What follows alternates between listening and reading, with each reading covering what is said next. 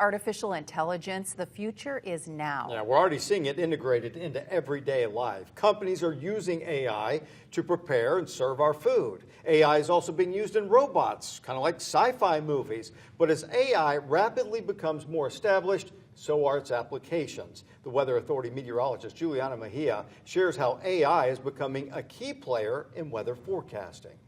The capabilities of artificial intelligence go far beyond pictures, videos, and voice-altering applications. When it comes to weather, AI shows a lot of promise. Traditionally, meteorologists use numerical weather prediction computer models to build a forecast. Some moderate rain here in the South Cape. These models use data from atmospheric observations like current air temperatures and wind speeds, and then plug them into complex equations to compute future conditions. AI-based weather models use that same data, but months and years worth. Then, with that historical data, it creates a forecast based on statistics. This leads us to the pros and cons. The pros of AI. These models are faster and therefore can expedite nowcasting, aka forecasting the immediate future. These models require less computational power and can be used to generate useful simulations of extreme weather. The cons of AI? Unintended bias can be generated in forecasts depending on data. These are also less likely to predict rare events, and they don't include probability.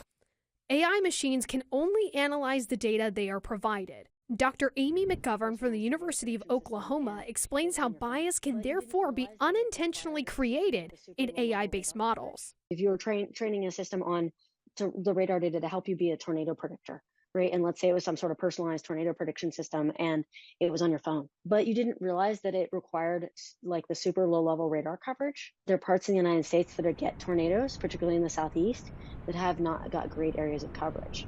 And so now you might have made an AI model that's going to say, you're fine, there's no tornado coming your way, and the people are going to believe it. While there's still a ways to go before AI is used for the daily forecasts of scattered storms, artificial intelligence is already being used and developed within several weather forecasting and communication efforts. For example, you may hear us talking about the European model when we are tracking developing hurricanes and tropical systems, as it is one of the primary models we rely on. New as of this year is the AI European model.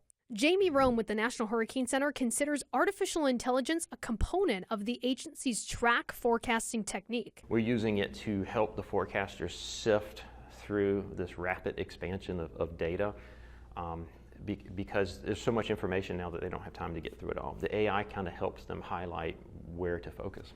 The National Weather Service is using it to reach a broader audience and keep more people safe during severe weather, including non-English speakers. We also have now live products from certain forecast offices around the country, including WFO Miami, South Florida. Every routine product translated by the machine learning, by the AI.